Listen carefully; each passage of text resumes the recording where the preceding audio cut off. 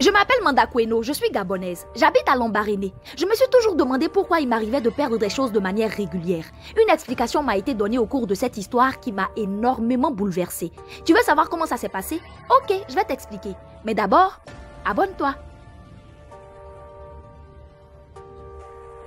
Mboloani, Nchango-se. Je m'appelle Manda Kweno, je viens du Gabon. Je suis une jeune architecte indépendante et j'ai vécu cette histoire lors de mon tout premier contrat. Je devais rénover une vieille maison en périphérie de Lambaréné. La dame, une vieille femme très aimable, l'avait héritée d'un parent proche. Pour m'éviter de payer un hôtel pendant toute la durée des travaux, elle m'avait proposé de dormir sur place bien qu'elle-même habite 2 ruelles plus loin. Elle avait donc aménagé une petite chambre juste pour moi et j'étais contente de cette opportunité. Mais dès les premières nuits, j'entendis des bruits étranges dans la maison. Chaque soir, j'entendais des gens marcher dans les couloirs à pas étouffés, des chaises que l'on déplaçait ou des ustensiles qui bougeaient dans la cuisine.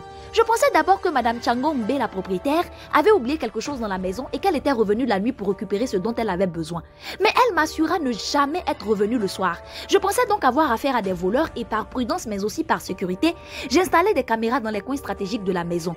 Bizarrement, je ne vis absolument rien malgré les bruits qui persistaient. J'étais perplexe. Et plus surprenant encore, le collier que je portais avait subitement disparu de mon cou pendant que je dormais. C'était un cadeau de mon ex et par nostalgie, je ne le retirais jamais, pas même pour prendre ma douche. Puis, je perdis mes bagues, l'une après l'autre. Ensuite, mes chaussures disparurent, mais juste un pied à chaque fois. J'en parla à Madame Ngweranga, la voisine de la propriétaire. Elle resta quelques moments silencieuse avant de m'avouer.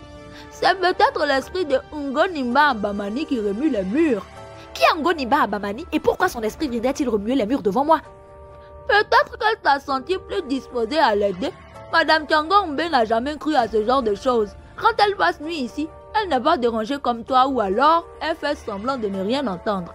Puis, Madame Ngweranga continua ses explications. Ngonimba Abamani était la servante du monsieur qui habitait ici dans le temps. Celui qui a laissé cette maison en héritage à sa nièce Madame Chango Mbe, il l'a élevée et la prenait comme sa fille. Un jour, Ngonimba Abamani fut accusée d'avoir volé les bijoux de sa patronne. Elle jura être innocente mais tous les indices menaient à elle et l'accusaient. De honte et de désespoir, Ngonimba Abamani préféra sauter la vie. On ne retrouva jamais les bijoux, mais depuis cette époque, certaines personnes prétendent l'apercevoir à travers les fenêtres qui passent dans la maison.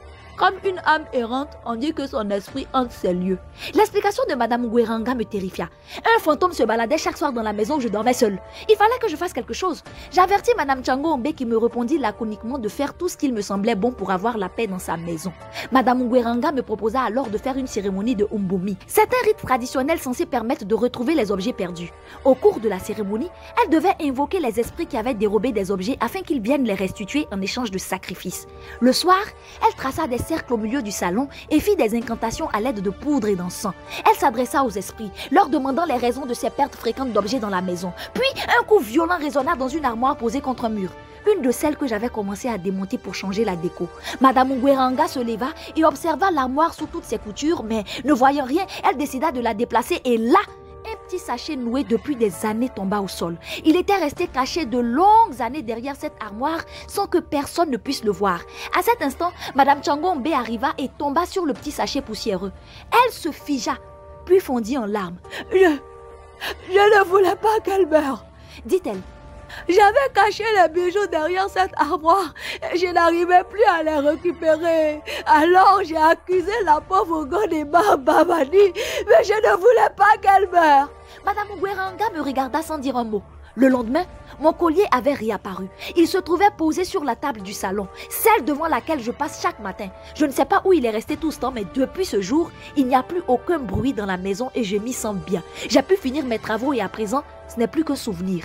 Ce que tu n'as jamais vu, faut pas dire que ça n'existe pas. Toute ressemblance avec des faits, des personnages existants ou ayant existé n'est pas du tout le fruit d'une pure coïncidence. Ah, madame.